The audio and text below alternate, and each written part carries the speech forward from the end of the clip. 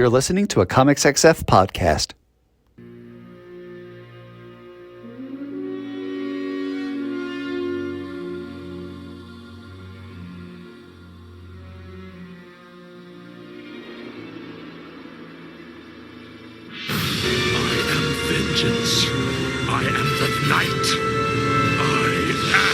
Matt Lozowitz, and welcome to this week's episode of Bat Chat with Matt and Will, a Batman ranking podcast, where each week my co-host Will Nevin and I dig into 3 Batman stories, discuss them, and rank them on the big board, thus creating a giant list of Batman stories from best to worst. Will, how's it going tonight? Oh, it's going, Matt. It's going. This is our 3rd podcast of the week. I get a little taste of how Matt lives. It's not too bad. I'm not too tired of talking in front of my computer. I will say, I made this appearance on the Halloween Comics XF interview podcast, and I was brought on specifically to talk about horror comic anthologies because, I had a boner for those. I still do to some extent because, they're fun and I like them. And, we're talking about them. And you gentlemen pitch to me or toss to me, and I start with, well, maybe the bubble has burst a little bit because Hello Darkness and Hello Darkness is stopped at 7 issues, and then Dan jumps in immediately. He's like, whoa, whoa, whoa, whoa, whoa, hold on, they're up to like 15 now. I'm like, what the fuck? And I say in the moment, okay, one, we can just edit this out because I don't like being embarrassed, right? I come on somebody else's show, I get my pants pulled down. It's uncomfortable for me. It's uncomfortable for them. But then also I'm like, maybe Comixology's fucking me. Turns out Comixology's fucking me. Only the first 7 issues are available on singles. 8 to 14 are just nowhere to be found. 15, which doesn't come out for however longer it's going to be. 15 is there. The trade collections are there, but 8 to 14 are just poof, gone in the wind. It's very strange. That's fucked. Yeah, I agree. But yeah, it was fun the other night. Rob, good dude. You certainly know more about him and are closer to him than I am. But he's we had a good vibe, good energy. Yeah, a lot of podcasts. If I didn't have to edit a podcast too, it would be better. It's the editing that takes. Oh man, I love just popping in and just talking and not having to do shit. It's pretty cool. For those of you who don't or haven't ever edited a podcast, this podcast, every episode is usually somewhere between 60 and 75 minutes. Usually probably about 70. But for instance, the episode I just finished editing is a hair over 60. The Batman and Robin Eternal episode before that was about 75. It was on the high end. But the raw recordings are usually between 90 and 105 minutes. And the editing process, double whatever that is. Because I'm going through it, I'm cutting, I'm adjusting, I'm muting. 2.5 to 3 hours of editing on top of the reading and everything else. It's a lot of work. And Matt deliberately takes out all of the good things that I have to say.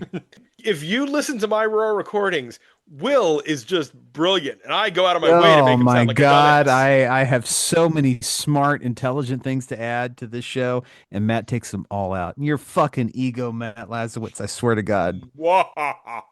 Jesus I am Christ. the Lex Luthor of podcasting. No Jesus one can be smarter Christ. than me. But yeah, it's a lot of hard work, and I'm glad I don't have to do any of it. I just show up and I look pretty. Face for podcasting. Oh, absolutely.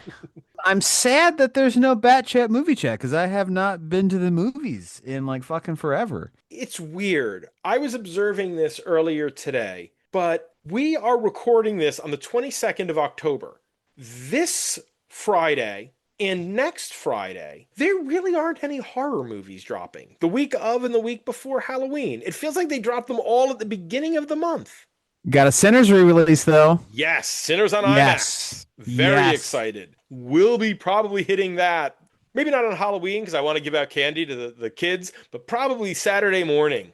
Sinners on IMAX again? Yeah, worth it. Fuck them kids, Matt. We've got full-size candy bars. I want to be the most Oh. popular house on the block. Oh, look at you. But yeah, I think in the next couple of months, obviously, I'm not going to let a podcast go by without talking about CC2 and how excited I am to see that. But the Emma Stone Jesse Plemons movie, Yorgos Lanthimos' Begonia. That's next week. yeah, that does look good, and I really hope that at the end of the movie, she's actually some kind of alien conspirator. Like that's what I really want out of this. Like I really want their delusions to be validated. Have you watched much Lanthimos? Have you seen Kinds of Kindness or The Queen? Nope, Not The Queen, The none of Favorite. it. Or the other one, Poor Things. You haven't. That is not outside the possibility with Lanthimos. I'm really excited. Like I hope that's it. I really do. It's gonna be great fun. And last week, I saw Black Phone 2. As I said on Comics XF Interview Podcast, was far better than any movie that is the sequel to a movie that was based on a 25-page short story has the right to be. And good, oh God, I almost just said Good Omens. It's not Good Omens. I had the same brain fart. You did, and that's why it is now in my head. Now, see, here's the Good thing. Is Fortune. it Fortune or Fortunes? Fortune. Fortune singular, which was fun. It was a fun little mid-budget comedy. I'm glad we're seeing more comedies. But hey, we're here, we're talking, and we're keeping our guests in silence. So Oh, there's somebody else here. there Look is at that. indeed. Let's say hi to Patreon backer and friend of the show, Matt McThorn. How you doing, Matt? Pretty good. McThorny. Pretty good. Glad Not to have bad. you back. Yeah, we are here. We are recording, as I said, the 22nd, so we're a little before Halloween. By now, you will have all heard our Halloween episode. You've heard some werewolf stories, which is exciting. You know, so Will's saying, fuck kids. So what are you doing on Halloween? You just getting out of the house and leaving them to... Uh, not really doing anything. I live in an apartment, so it's not really conducive to trick-or-treaters, but my wife's birthday is right around there, so we're getting prepped for that. So yeah. Happy Nice. birthday to her. You know, we just wrapped our... I think I've mentioned it before on here, but I don't know. My birthday, my wedding anniversary, and Amber's birthday are all in the course of 8 days. Nice. So we make a big, we set it up that way where it's like, okay, well, our birthdays are 5 days apart, so let's get married right around there so we can just always make a big deal of it. And so it all is lovely and exciting. Amber will be actually home in time to give out candy, which she never has before. So she'll be excited to do that. And yeah, we're just going to have a nice time of it. And everyone will get to see the cats standing and looking out at the children and trying not to run away at the sight of the children. It'll be fun. How are the cats getting along? Yes, this is the first Bat Chat recording since Iris, our new cat, joined the household. They are the best of friends. No. They are hanging out and chasing each other and grooming each other. And Oh my God, that's been so quick. I know, it was amazing. Every now and then, Biggs plays a little rough and Iris Yeah. bops him on the head and he's like, Stop okay. it. And he backs right off. She was in here and now she's just running away. She is still skittish of people. She's skittish of us. But what we realized immediately got her on our side was she saw how comfortable Binks was with us. We would be petting him, and then she would come over and be like, oh, okay, I guess it's okay. Because Yeah, they're cool. if he's cool with you, I guess I am too. Having done 3 podcasts this week, I have gotten the story as it has evolved. Like we do our first show Sunday, the Patreon bonus, and the plan was we're going to gradually introduce these cats.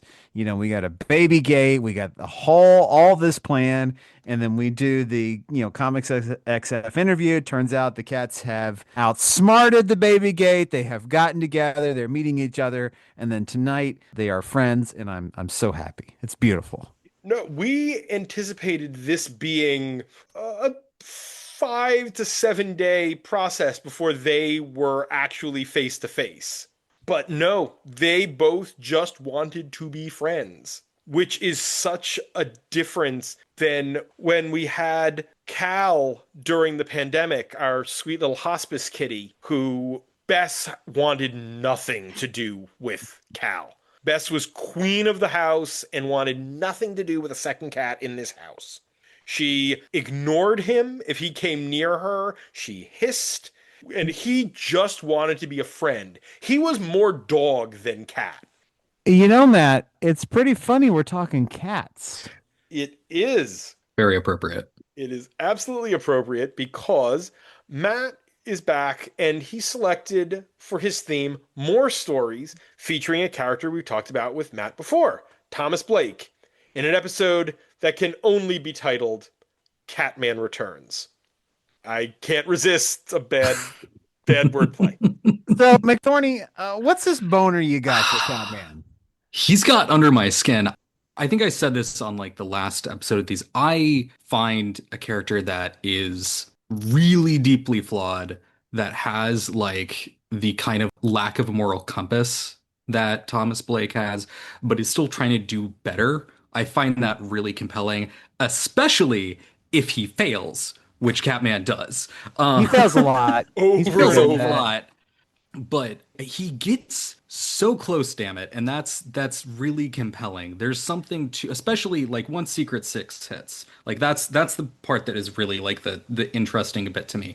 I think where he came from, that's interesting in its own way to see how a character can be rehabbed in a really profound and effective way. But I think it's also the arc that he goes through in those stories is really compelling to me. More recent stuff hasn't worked as well. I was mixed about the most recent Secret Six mini. That's a magic that's really hard to recapture. You're kind of setting yourself up for failure if you're calling something Secret Six, and you're not Gail Simone circa mid 2000s. I love that he's throughout that Secret Six, he's got Deadshot, who's not quite the devil on his shoulder, because Deadshot also has, at least since Ostrander, has tried to be better. Yeah. But he fails just as much, if not more. But while Blake sort of beats himself up about it, Deadshot's like, just sort of I tried. shrugs his Guess it shoulders. didn't work. Yep, That's fine. Shrugs his shoulders and just goes and shoots a bunch of people because that's what he does. Their bromance is just so good. Yeah. And as we'll see tonight later on, I love that Blake has such interesting dynamics with each member of the Six. Mm-hmm. And you put him with other ones and you just get different angles on the character. Yeah, absolutely. But we'll get to the Six in a little bit because we are starting pre-Secret Six with The Secret of the Universe. This is Batman Shadow of the Bat, numbers 43 and 44, and Catwoman Volume 2, number 26. The writer is Alan Grant, with pencils by Barry Kitson and Jim Ballant, inks by Kitson and Bob Smith, colors by Pat Garrahy and Ian Laughlin, letters by Bill Oakley and Albert de Guzman, and edited by Denny O'Neil, Jordan B. Gorfinkel, Curtis King, and John Wren. The cover dates are October to November of 1995. Catwoman has been hired to steal the idol and cloth that Catman once stole that make up his costume and grant him his 9 lives, while Batman is chasing Ratcatcher, who has a plan to kill all of Gotham. Bats and cats and rats, oh my. Before we get into stuff, I have a question that I hope, Matt, you'll be able to answer. What the hell was up with the art in the Shadows of the Bat issues? I looked into this because I remember these being weird. And what's especially weird, if you look at the rest of Shadow of the Bat around this time, where Barry Kitson was the penciler, they look like normal Barry Kitson comics. Yeah. I feel like this was someone experimenting with something and it failing miserably. I don't know if it's the coloring or the inking I'm pretty sure it's the inking? separations. Yeah, I think, Will, you might be right in the what inking. I feel like this was an attempt to to color over pencils without distinct inks, and it did not work. It's muddy and messy, And every now and then it's like, oh, wait, maybe this is getting, no, it's not getting better. This one page looked a little bit more intelligible, and then it doesn't. And I remembered that there was this weird couple of issues in Shadow of the Bat. I didn't remember immediately that it was these two issues until I started them and was like, oh, this is this period. Kitson wasn't on Shadow for long, but he did a Joker two-parter, a Black Canary one-shot, and they looked like, like an issue of Azrael, where Kitson was the regular. He left Azrael to come over and do Shadow, and then he only did Shadow briefly. If I could do art like Barry Kitson can do art, which I cannot, but if I was an artist and someone butchered it this badly, I would not be happy. That might be wasn't on for very long. Because these looked. It's weird when I'm happy to see Jim Ballant art because it was the issue of this that you can tell what's happening. Muddy is absolutely right when you called it that. It's impossible to tell what's happening. It looks like when you have like MS Paint fill on a JPEG where there's not any like clean where it's trying to get all the color gradations but in weird blocks. It's really blobby. Exceptionally blobby. Yeah. Maybe if this took place during the day or not in the sewers, it might have been easier, but it's supposed to be so shadowed and dark to begin with. You add that on top of the muddy colors, and it is really just a mess on a weird story. Very odd story. I was thinking about this as I was reading this.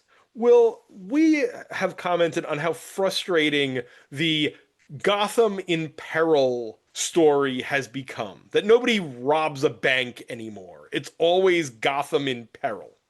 If this story were written today, I would have read this as a writer reacting to that by creating the single most ridiculous, and let's not take the Gotham in Peril conceit seriously.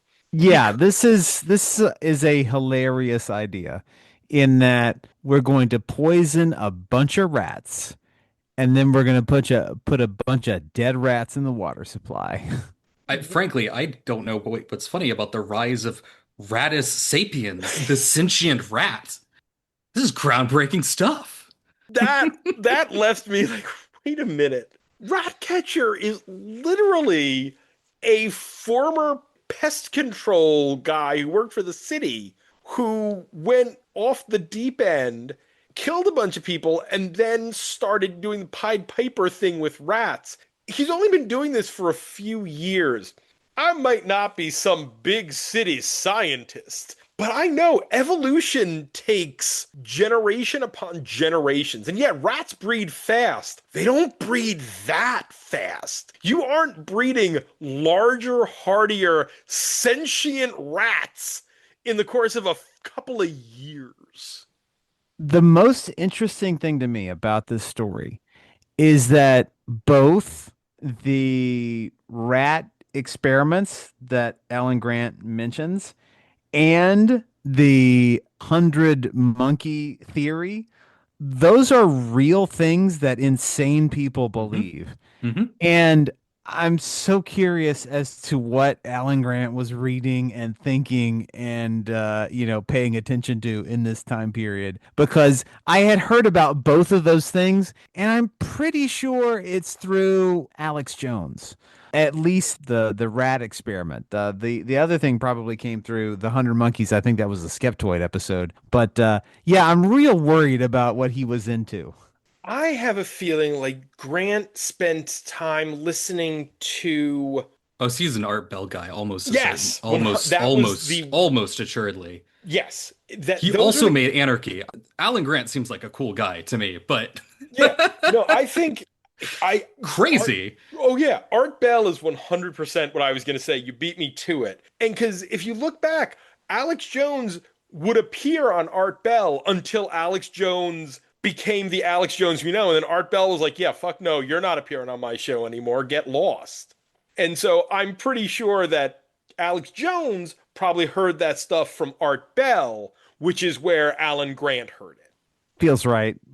So these two plots that wind up somehow dovetailing together by, I was going to say sheer coincidence, but if you believe in the supernatural aspect of the Catman origin, there really isn't coincidence, because the 9 lives and the luck inherent in the idol and cloth would theoretically make the dominoes fall in a certain way.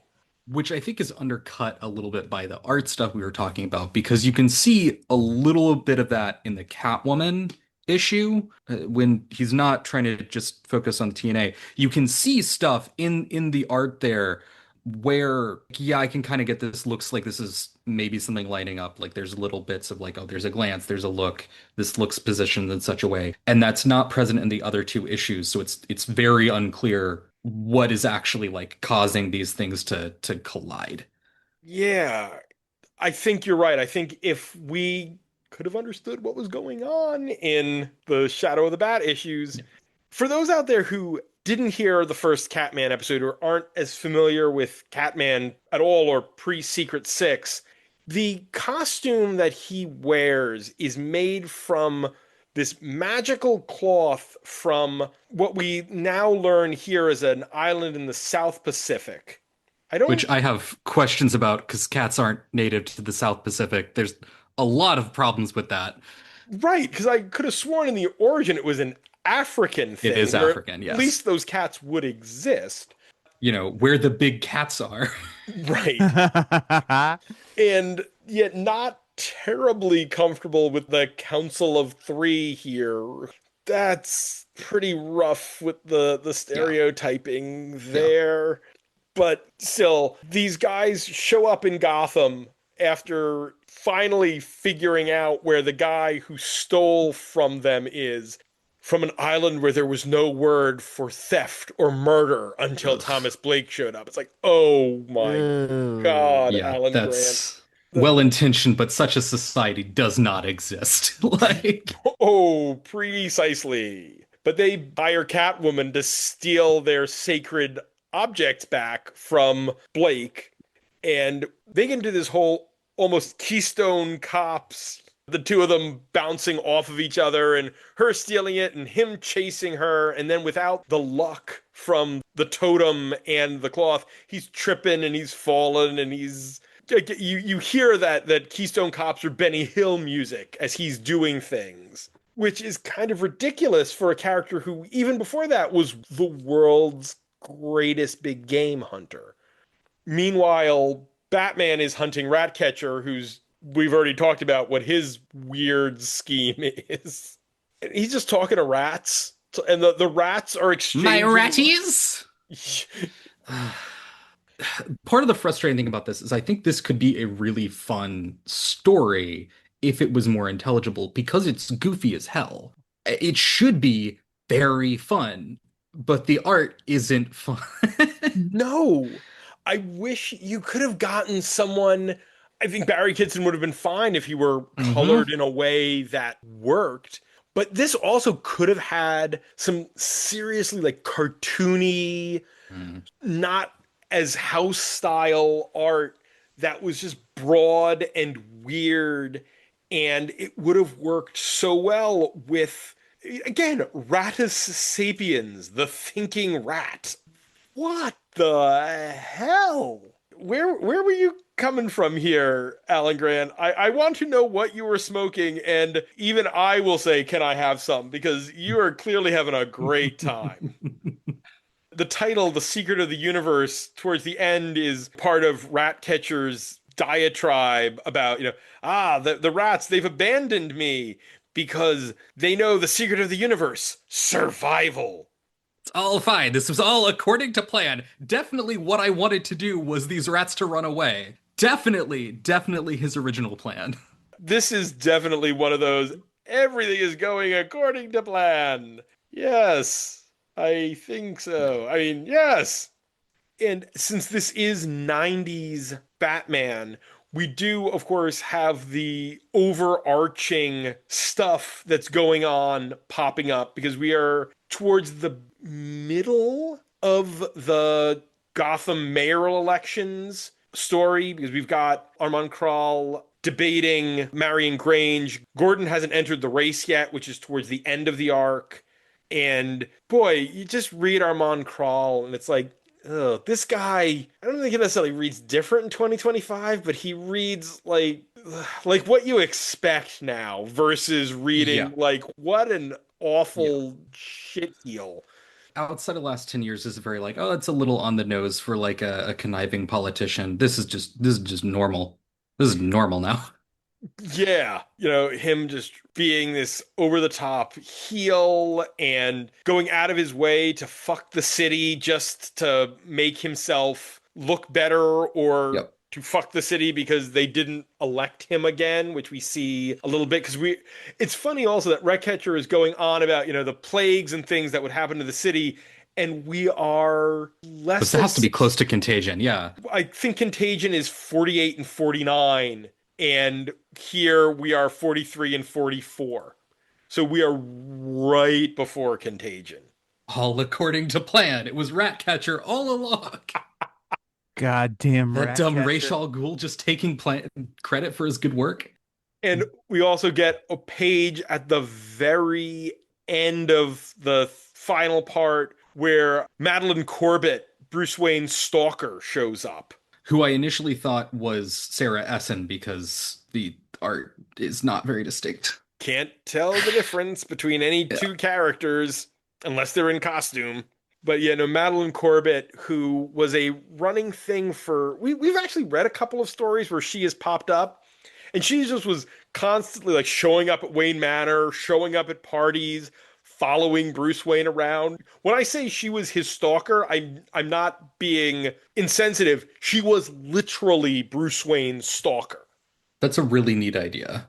And the final Madeline Corbett story is in an episode I already have planned of times Bruce Wayne was suspected of murder.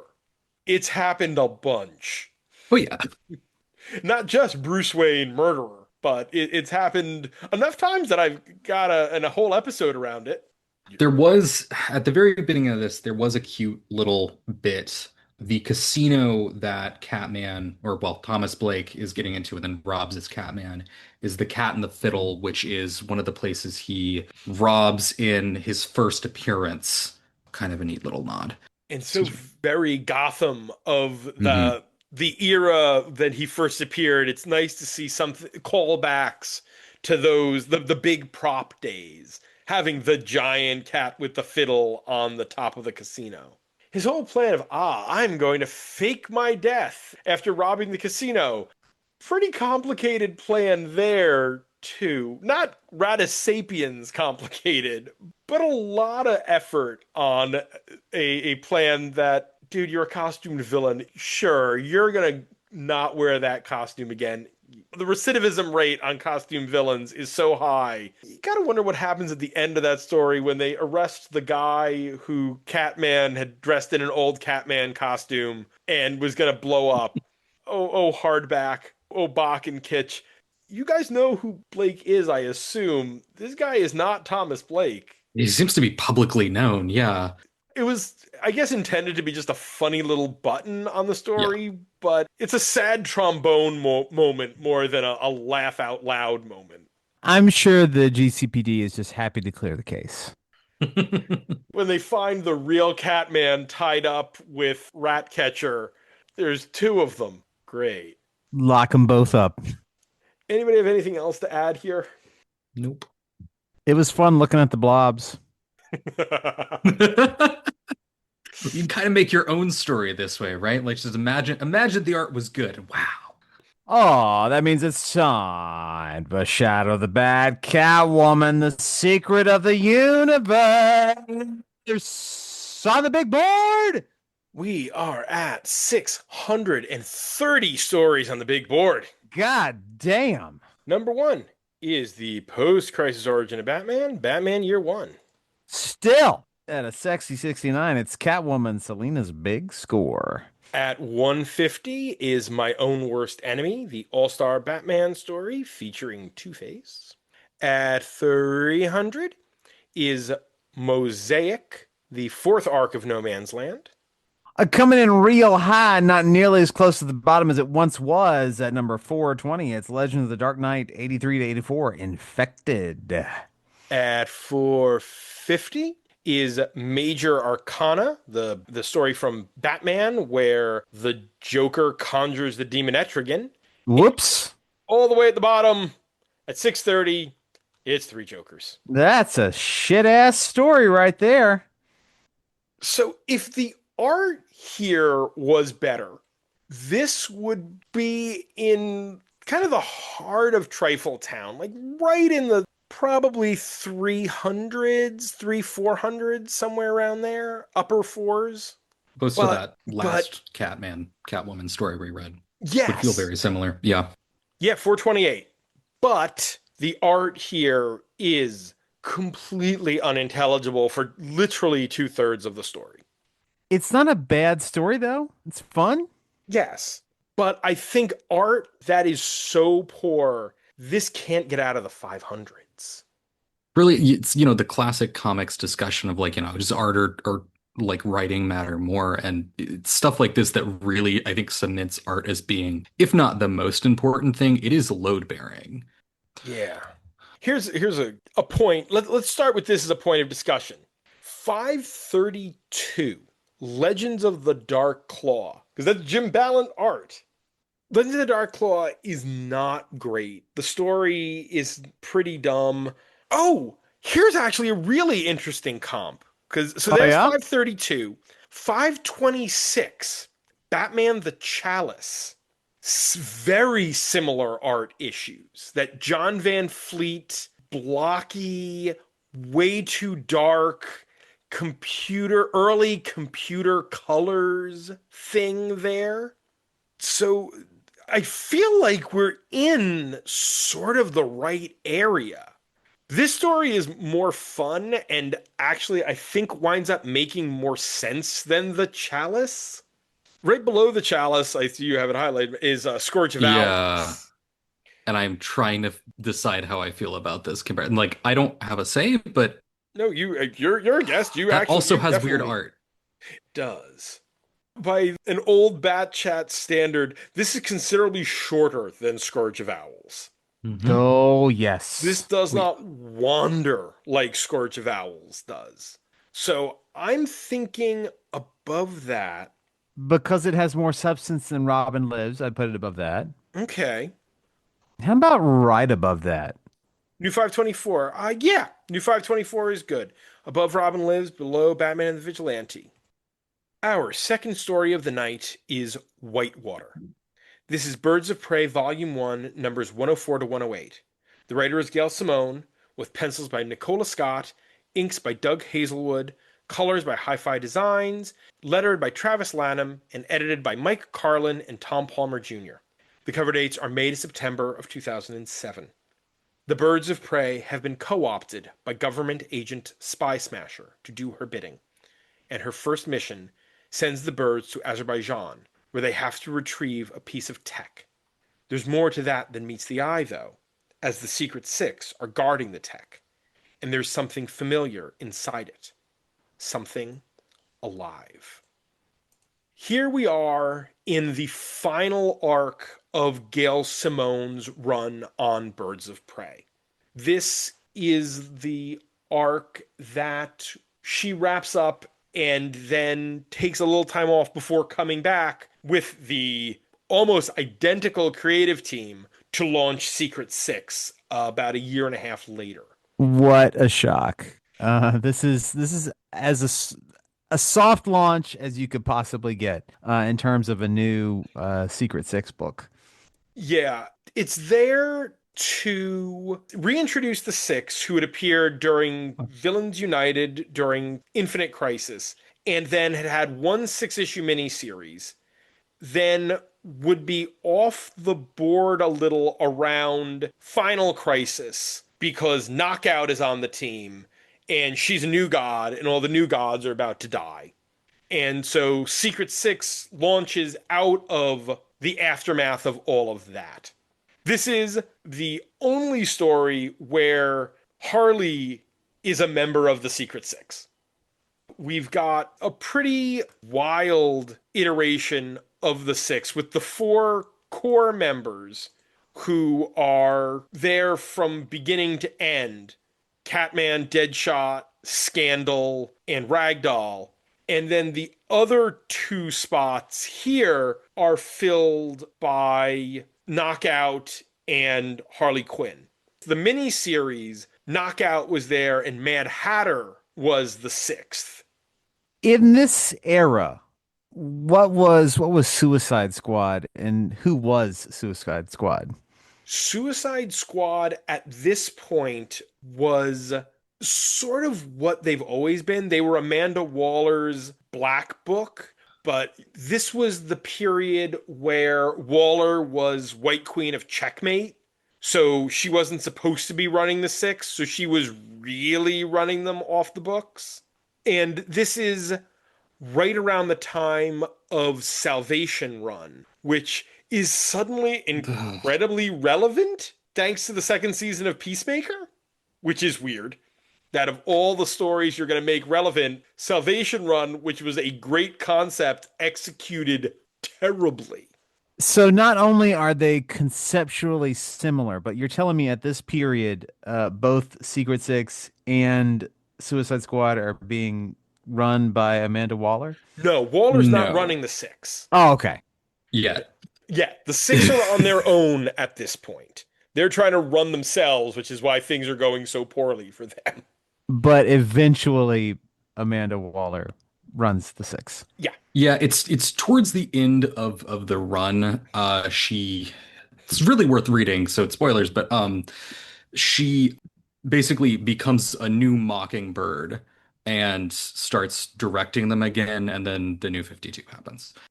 At least Secret Six got to end on its own terms. Like Simone knew the end was coming and got to wrap up the series versus so many of those books that just unceremoniously ended. Secret Six ends with a nice little capper. It's not like Simone's run on Birds of Prey that just stopped. Her return, her second run. Or so many of the other books that just stopped. But we're quite a ways off from that, and we have this whole story to discuss. There's a lot going on here. Oh yeah. And it is a ton of fun, so much of it. But it's also in a very specific moment of the DC universe and of Birds of Prey. Because Simone's 50 plus issues on the series are one of those runs that is sort of one cohesive big story. It's just broken up into smaller pieces. This is paying off the Spy Smasher stuff, which has been going on for quite a while by this point. And Misfit. And Black Canary leaving the team. And all of these things that Simone has been slowly building come to a head here. While it's also much of it is a simple story of, oh, the Birds of Prey need to go and do this mission, and the Secret Six are here. And it turns out that what they're really retrieving isn't stolen old Soviet war tech, but is in fact ICE of the JLI, who has been resurrected using the magic of Rasputin, because you can't have a story in a comic book take place in Russia without Rasputin somehow being involved. He's got to pop Not in in Russia, there. though. That's the part that kind of is a touch frustrating, is that it's in Azerbaijan, which is very different than Russia. Very, very different. Look at you assholes knowing geography and world politics. Get the fuck out of here. But yeah, you can argue it's the Soviet general who fled after the fall of the Cold War. But whether it's Hellboy or that one weird X-Men miniseries where it turned out that Colossus is a direct descendant of Rasputin, Rasputin gets around in comic book universes. Rasputin was probably a mutant. I think that was the idea that, the mutant gene comes down through that line, that he hung out with Mr. Sinister back in the day. It was a thing. It is a Yeah, weird thing. I'd buy that. So much of this is just the charming interactions between the birds, the six, and the birds with the six. Hmm. And the horniness of it all. Oh, yeah. Yes. Secret Six stories are incredibly horny stories. They are always just so horny. Catman licking Huntress and then being like, oh crap, right. Not supposed to do that with Yeah. people. I do can't really- lick random people. It's really funny that it starts off very suave, like, oh, can I have this dance? And then just completely falls over himself. It's a really good, like, comic beat. There's so many good moments. I love the whole thing with him and Deadshot. And Deadshot, hey, you hear what I did there? I called it small. And Deadshot just not like getting no reaction and just continue like, you hear it? You hear that? You hear that? You hear that, Blake? You hear it? Your thing, it's small. Oh, Deadshot. Your weenus, it's tiny. Yeah, if this had been like a more like a, higher rating in terms of like, advisory or whatever, that absolutely would have divulged as like, Blake, I called your dick small. Oh, yeah. I would love to see Simone get to do a Black Label Secret Six and just see how far she would take it. Because I think she's a smart enough writer to not take it too far and make it obnoxious, but to just have free reign to do that, to play with the triad of Scandal and her two large red-haired wives. Oh, it's such a great beat at the end of the series.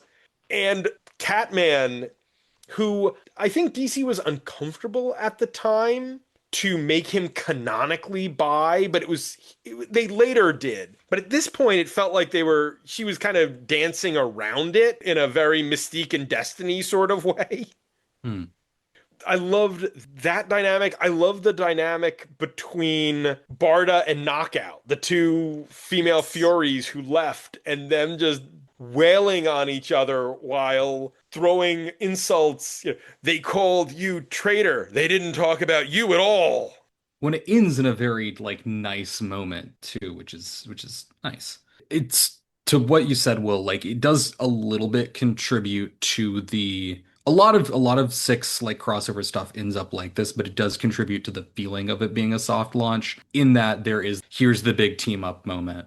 The other of the confrontations that I thought was hilarious was Manhunter and Ragdoll. Because you've got Manhunter, who is so deadly serious. For those out there who, if you haven't, you have the chance, the Mark Andreyko Manhunter series starring the Kate Spencer Manhunter, this iteration is a phenomenal series. But she is just this dead serious character, and Ragdoll, who is just Ragdoll. Too queer to function. Yes. The next story is where we'll really get into some of that, which is just fucking delightful. But here, when she hits him in the nads with his staff, except by the nads, I mean the non-existent smooth Kendallness of down there for him. And her like, why didn't you? Oh, I don't want to know. Why didn't that unhim you? Well, the climax of it, of her like wailing on him, like, don't stop, I've almost finished. Like, oh, and then Kate just be like recoiling in horror from it is so good. Now, there's one thing I have a note, and I need to just ask Will, what did you think of Misfit? I'm glad there wasn't more. Question mark? Yeah, I kind of figured Misfit was that type of character that would just bug the shit out of you. I mean, there were so many characters, so it was hard for any one particular character to irk me.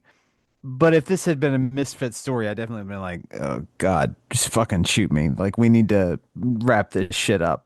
She's a character who, I think she appears a little bit throughout the rest of this iteration of Birds of Prey and then just disappears. She teleports away, right. Never to be seen again. She can teleport, but not with other people. Yeah, it's a limitation of the power. But she's really good at teleporting. Very good at it. But not with other people. behind everything here is the Spy Smasher stuff, which is the sort of spine of the back 15, 20. It's been a long time since I read it, but she's been around for a couple of arcs at this point. And her being Babs's rival from back when they were both girl geniuses, and now is her nightmare here. But Babs has friends, and it's a great ending to this story. When Bab gets to beat the living hell out of her, and then the Birds of Prey, the Outsiders, and the JSA plus others are just all like, you're going to go away and you're not going to come back. Or as Black Canary shows up, we'll end you. And Spy Smasher is never seen again. I won't say never seen again. I believe she does pop up in Secret Six at one point or another, but she is not in Birds of Prey again. I loved the interactions between her and Lady Blackhawk. And everybody gets to punch Spy Smasher at one point or another. There's catharsis in that because she deserves it because she's awful. It's played in an interesting way too, because you see right before that, Huntress is warming up to her just a little bit, that she's like, I'm not a complete monster, and then she behaves really callously and shittily to Lady Blackhawk. It's like, oh wait, no, you are shitty. Like, I thought maybe we could work together, but no. There is some stuff in here that I wonder if Simone had some other things she wanted to do. Because there's a couple of things that pop up and then are dropped immediately. The fact that the people who Spy Smasher has them meeting, one of them has this barbed wire tattoo that indicates that they were the worst of the worst and were given life without the possibility of parole and are somehow out. But that seems to be there just to make Huntress freak out. I would have thought there would have been more with that. And I feel like the reveal of Misfit's background at the very end is kind of rushed. It's a fairly satisfying ending to the whole series with a couple of those weird little details. It also seems like you've built this Spy Smasher thing up, and then it's resolved in one arc. It feels like there could have been more time and more arcs of, like, one or two more arcs of her really running the birds down until Barbara has to put her metaphorical foot down. It does, I think, show a lot of the strength that Simone has as a writer, that she's like, no, let's focus on what's actually going to make this like a good story rather than trying to wrap up everything she had wanted to do. Because I think, yeah, there's definitely stuff that it looks like there may have been further plans, but yeah. And I wonder if that was a case of they wanted her to start work on Secret Six. And so, okay, well, I got to wrap this up because I love Nicola Scott as an artist, but from what I gather, she's not exactly fast. So if they wanted to launch that right out of Final Crisis, it was a let's get some of those built up. I will also give this story the credit for bringing Ice back, who was one of those characters that died for no other reason other than let's do an edgy late 90s story where we kill a really sweet character that doesn't fit in this grim and gritty world and introduce a grittier version of that character with another ice-powered character who's edgier. And of course, we did get a reference to that thing that happened with Sue Dibney in this story. Yeah, which felt like Gail Simone being, I need to address it because this is what happened to all of these characters, but it doesn't deserve any more than that thing that happened with Sue Dibney. Let's move on. Because Gail will be the one who resurrects Sue in the New 52. We have to do the Batman Meets Elongated Man episode. I have that triptych built.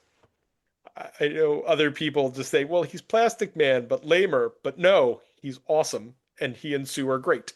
See, you can't be lamer than Plastic Man, though. You gotta read that Death of Plastic Man thing. It's really solid. He is still like goofy in it, but it is sad clown goofy. Yeah, the Cantwell series is good. Resurrections can be very frustrating, but there are characters who were killed for crappy reasons or short-sighted reasons. And those are times where it's like, okay, I'm glad this character is back. Well, especially because the JLI cast is so like iconic that it does feel like a waste to, and again, part of what, yeah, it feels like a waste to just kind of like get rid of them in a, like you said, very callous way. I'm glad that Ted Kord is back, but at least Ted got to go out Yeah. strong. Ice's death was during the post Giffen DeMatteis era, where those books were just even the post Jurgens era, like even the stuff after Giffen DeMatteis is kind of okay when Dan Jurgens was doing the book, but then it just gets not good for quite a while before Morrison comes on with JLA and makes a Justice League book that is good again. There's a lot going on in this story, Hmm. but it never feels overwhelming. And as you said, Will, there are a lot of characters. I mean, you've got 13 principals, 6 birds, 6 members of the Six, and Oracle. So it's considerable number of characters, maybe more than that, because I don't think Zinda would Yeah. be counted. So it's 14. 15 Plus if their you count Russian Ice. contact, plus Rice, plus Kamarov. Yep, I've Kamarov. already blanked on Russian Guyevich. Yeah. Um, And that's a great moment too when he shows up and the magic that he used, Ice starts like falling under his Blam. sway, and then, oh my God, you just shot him in cold blood. What? No, he had a gun. No, he didn't. Yeah, you're right. I just shot him. I shot him because that scene just didn't have any more space. It was time to go. You know what? It's Wonder Woman killing Maxwell Lord. If Kamarov had gotten into Ice's head enough with the level of her powers there, they would have all been dead. The difference is Diana, again, at least has some remorse even for killing the worst person, while Deadshot is meh. So Eh. it's murder, whatever. Like, Yeah. Nobody got Deadshot right after Ostrander except Simone. There were a lot of writers who tried to do all sorts of stuff. The Christos Gage miniseries was not bad, but there's other times where you pop up in Justice League or in other books, and it just never was quite right. But Simone just got the character, and his interplay with the rest of the Six is just wonderful. Oh, that means it's time to be birds of prey. 104 to 108, Whitewater. Because that was that other political thing. You remember that? You see what it did there? On the big board! we had talked a little bit before we started about tiny in characters and trying to get things over. I think it's you could say this is kind of like that. I don't know, how would this, is there stuff like that you guys, I'm trying to see if there's anything I can see off the top of my head that would compare in that regard anyway. Because this is much more successful Oh yeah. in getting these characters. So, well, let's just start as I think about it. I got a spot Okay. to start to Okay. just throw it out. Villains United at 276. That's where I was starting to look.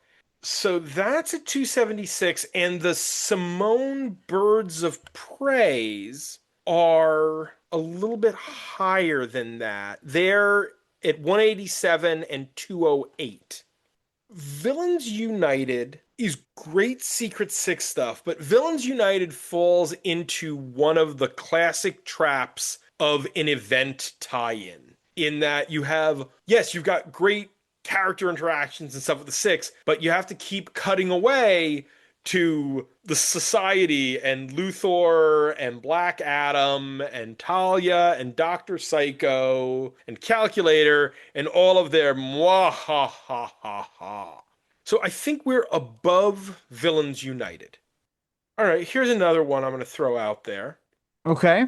239 is the Ostrander Deadshot miniseries. That was one I liked more than you did, Will. I was more into the soap opera and the melodrama of it, because that is a big Southern Gothic sort of thing. And the darkness. It is an incredibly dark story. This is considerably lighter. I probably wouldn't put this above that or first Batman at 245. But I could be persuaded to put this above something like Gates of Gotham at 257. Matt, you were here for this one. Hmm. So 250, Killer Smile. Sure. I think ultimately this is more successful. I think I enjoyed Smile Killer a little bit more than you guys, but it does to an extent undercut what was happening in like the main series. So I do think this was a bit more cohesive. It's also like a big denouement, which Joker Killer Smile has like a great twist. It's a really solid story. It's not a culmination in the same way that this is. What do we say about the new 250, right above Killer Smile? I like it. Cool. All right. And our final story of the night is A Debt of Significant Blood. This is Secret Six, Volume 2, Number 9. The writer is Gail Simone, with pencils by Nicola Scott, inks by Doug Hazelwood, colors by Jason Wright, letters by Travis Lanham, and edited by Sean Ryan. The cover date is July of 2009. With Batman dead, Gotham is falling apart. When a terrorist organization contacts the Secret Six about kidnapping and brutalizing the children of Gotham's wealthy, Bane and Catman, with Ragdoll in tow, decide to stop it to honor the memory of their fallen foe. One thing I was saying before that we said sort of at the beginning is one of the great things about Secret Six is that each of the characters, when paired together, have very different and distinct relationships. That a Catman and Deadshot story is two buddies bantering and bickering and going on a beer run and hitting a strip club. While a Catman and Bane story is two alphas tolerating each other, but also butting heads and seeing probably a little more of each other in each other than either of them wants to admit. And then you throw Ragdoll in there and you just get, he addresses, the he-she wonder. Yes. Ragdoll in a Robin costume is a whole other level of, oh, that's weird, Very weird. but also delightful. For me, this was story of the night. I really Oh, yeah. enjoyed this as a contained story that spoke to Battle of the Cowl or Battle for the Cowl without being like, oh, hey, I could actually be Batman. No, this was a story about what does it really mean to be Batman? What does it mean to operate in Gotham without Batman? What's the relationship that guys like Blake and Bane have in this, world without bats? And what do they think about it? What do they aspire to? I thought this was a really thoughtful story, and I enjoyed it. The conversations that they have, was it the moment where Catman, I could be Batman. He's just a guy after all. And that is why you could never be Batman. Bane in this story reminded me of basically the arc of every large wrestler in history debuting as an unbeatable monster and by the end of it a comedy figure. He had some good lines here. The interplay is great. Simone's Bane is the natural evolution of where the character had gone. That you get Nightfall, where he is that unstoppable monster. And then he becomes Ra's al Ghul's Heavy briefly. In between that, we had that Vengeance of Bane 2, where he came to the conclusion that, oh, right, the world fucked me over and I'm innocent in all of this. And then the brief period where he and Batman worked together to try to find who his father was, while Bane tried to be better. Then the period of him running Santa Prisca right out of 1 year later, and then the stuff that happened between him and Waller, because he was on the squad during that period of those early Secret Six stories. And then him here having lost sort of everything. He fits in really well with Blake in that they're both these characters who want to be better Yeah. and both fail miserably. Bane may be more spectacularly than Catman does. His blaze of glory, no, I'm a villain, fuck it, at the end of Secret Six is impressive. And then the story right before that, where his heart just is broken when he finds out that he's fucked, that there is no redemption for him, is tremendous. But here, it's neither of these guys like, oh, we're going to be good guys, but they really just have no compunctions to honor the man whose city this was. I will agree to not break you. And then he just throws the guy out of like fifth story window. It's pretty good. Pretty good. It's the ground that broke him. Right. This issue really is kind of the thing that makes both of Bane and some other, obviously some other, but this is part where it kind of crystallizes both of their failures to live up to their potential to be better, and kind of the parts of them that are broken that prevents that. It makes it hit a lot harder because you can see in this they have no hope of really being heroes for Gotham, but you can see that they could try and it work for a while, that there is that potential there for them to be more. And the rest of the run of Secret Six is both them living up to that and failing pretty spectacularly. You get to the end of the issue when Nightwing shows up, and Blake won't take responsibility. Yeah. He just immediately starts ranting about how sanctimonious Nightwing is, that all these heroes are so sanctimonious, they won't let us be better. You just killed, over the course of this story, dozen guys at least. Yes, they were crappy, terrible people, but you just killed in terrible, terrible ways these people. And you're just saying how sanctimonious Nightwing is, but he's letting you get away. I don't know if Bruce would have done that. There's a good chance Bruce would have fought them and locked them up. Nightwing was being generous here, but it's his fault that they can't be heroes because he's calling out the fact that they are unrepentant murderers. Yeah. When you see that core of arrogance that is still in Blake, like that is there from the very beginning. Like he becomes a costume criminal for kicks and because he thinks he can outwit the Batman. But that core of arrogance is there that entire time. He does a much better job at hiding it in this era, but it is absolutely still there. 100%. And it's something that Bane doesn't really have, which is in like part of why they play off of each other really well. I think the difference there might be Blake is constantly overcompensating for feeling like there's a part of him that feels like he's a failure. Yes. Bane, I think, genuinely thinks that he is that great and so doesn't have to overcompensate because he knows he's the guy who broke the Batman. Yeah. Bane really thinks he's all that, but there is the deeper part of him that is still the child who was locked up for his father's crimes and is one of the most justifiably broken characters in superhero comics. And then there's Ragdoll. Also And justifiably Ragdoll. broken. Yes. Oh, yes. Literally. Literally. Oh, is he a mess? And the runner in this of him just sort of really everything I say sound perverted. Let's find out. Just saying random words is a hilarious runner.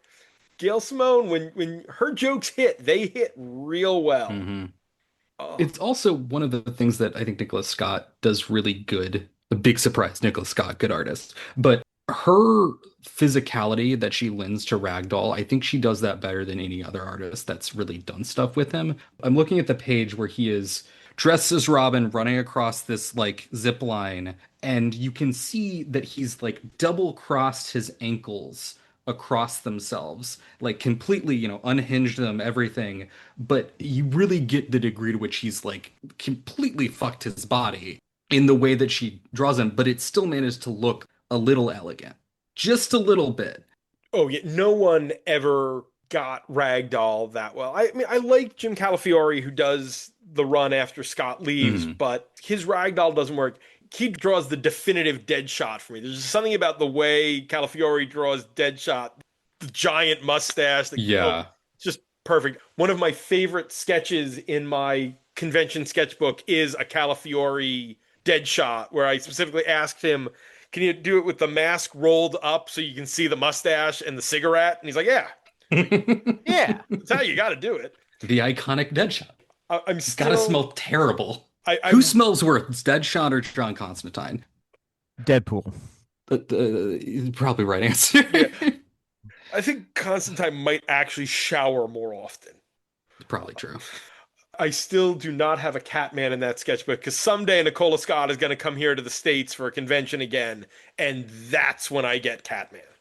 My, I think, favorite bit of art in this is at the end of the first sequence, the first of them rescuing kids from these kidnappers.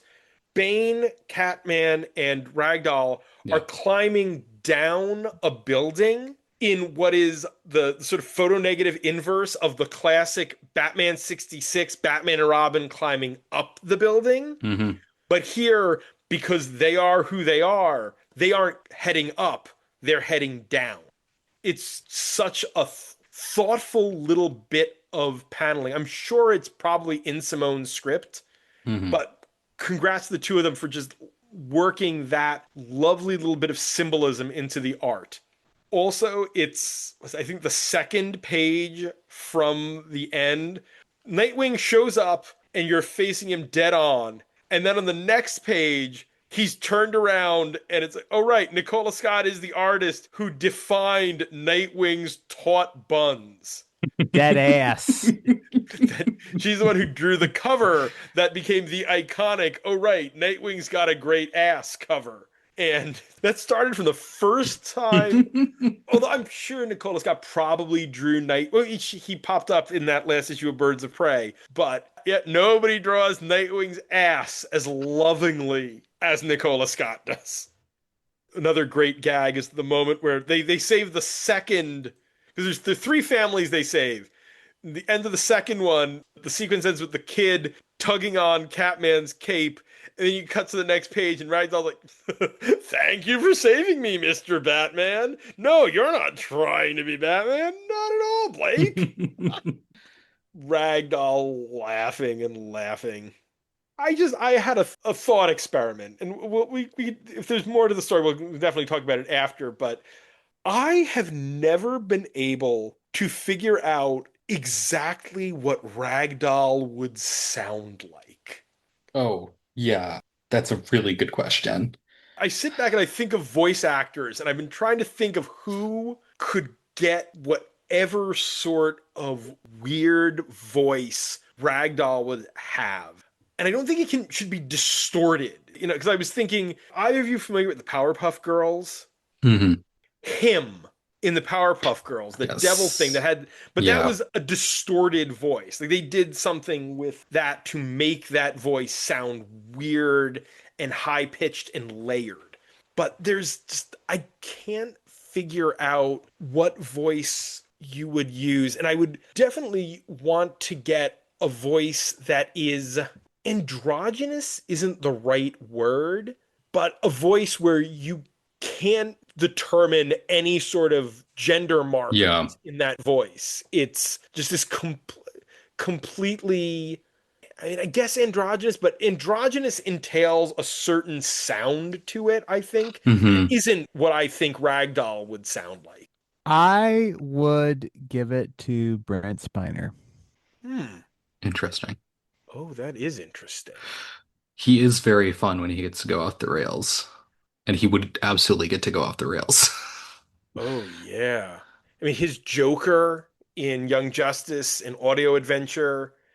You've only seen those first 5 episodes. Spiner voices Puck, Midsummer Night's Dream, Puck in Mhm. Gargoyles. There is something puckish about Ragdoll that I think that's a really interesting call. I like that. I know. I like it too. Yeah. That's good. I Oh, can't think of a specific actor, but yeah, like it needs to really encapsulate that, like you said, very like androgynous sounding, or at the very least, like on the higher register of a male vocal range. But like, yeah, no, it's a difficult call. yeah. It's just something I was thinking about as I was reading this with the bit about how everything he said sound perverted. I'm like, who would have that voice that would pull that off? And I couldn't think of anybody off the top of my head. Massachusetts Bay oysters. Boobies. Oh, that one's sort of a given. Uh, The other moment that made me laugh pretty hard is when Blake hands the little girl to Bane. yes. Blake, I think I think I've broken it. Bane does not know how to handle children. No, it's really telling something that the one of the three that you really want holding that baby is Catman, and you do not want Catman holding a baby. No, I think he's the least of the three terrible options there, and that is, oh boy. Anybody have anything else? That silence means it's time. But Secret Six, Volume 3, Number 9, A Debt of Significant Blood, a tie-in to Battle for the Cow on the big board. So we've only covered one other story from the Simone Secret Six, and that's the first 7 issues. That is up at 148. 175 is DC 1 million, Dark Planet. I would probably put this above that. Yes, that's fun, but that is just fun. There's not any heft to it. And this is a much more thoughtful story than that. So are we thinking then in between that and the first arc? Yeah, I think this is fun, and like I said, it has like a lot to say about the characters, but that first arc really has a lot more heft to it. And a lot of the stuff in this would not work without that story. Yeah, agree. What do we think? 161, Half an Evil. Smash and grab, Harvey. Smash and grab. I'd say probably above. Yeah. I don't know if I would go above 9 lives at 155. Yeah. We're in between Half an Evil and 9 lives. What about right below 9 lives? Sounds good. All right, new 156. And that does it for tonight. Next week, the new Batman Static Beyond miniseries should be launching. And so we're reading 3 stories starring Terry McGinnis, Batman Beyond. Matt, thank you as ever for coming on the show.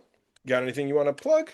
Yeah, the week that we're recording this, later this week, I'm gonna have a review of the new Adrian Tchaikovsky novella Lives of Bitter Rain up on my blog. You can find that at toomanythoughts.blog. Great. How many thoughts is too many? Well, the funny thing about that is it's too many for me to do much writing, which is the impediment, but it's a lot and varied. Thank you as ever, Matt. It's always great to have you on the show. I always have a blast. Remember, you can support the podcast on Patreon at patreon.com/batchat with Matt and Will, where you can get shout outs, bonus content, pick a story, and even come on the show, like Matt here. We'd like to thank those Patreon backers: Dan Grote, Josh Wheel, Mrs. Abigail Hartbaum, Asma Fangirl, Tony Thornley, Go Aggies. Sam Hopper, Go to bed, Sam. John Wickham, That fucking asshole. Robert Secundus, Bobby, put down the discourse. Tim Rooney, Giorgio Srigioli, David Wheel, World's greatest gray belt. Alexander Wheel, Matt McThorn, McThorny, this guy right friggin' here. Dan Offer, Barely knew her. Nate Randell, Daniel Mosley, Ross Holmes, Mr. Random Ace. Will Crisp, Me compadre. Carlos Cordova, Jordan Jennings, and Charlie Etheridge Nunn for their support. This show is available on Apple Podcasts, Spotify, Amazon Music/Audible, YouTube Music, Podbean, and on comicsxf.com, where new episodes drop every Thursday. You can find me on Blue Sky, where I talk about comics and other random things, and Letterboxd, where I review all the movies I watch, both at MattLaz1013. You can continue to find me against my better judgment on Twitter at Will Nevin. I am going to feed some kitty cats. I'm going to drink some water, and then I'm going to go to bed. Good night, Huntsville. And be sure to visit ComicsXF at comicsxf.com or ComicsXF on Blue Sky for our weekly Friday Bat Chat roundup of new Bat books. For my other show, the ComicsXF Interview Podcast, where my longtime best friend Dan Grote and I interview comics creators, retailers, publishers, journalists, and other related tradespeople, as well as all the other stuff Will and I are writing. And stay safe out there, folks. Gotham is not a place to be after dark.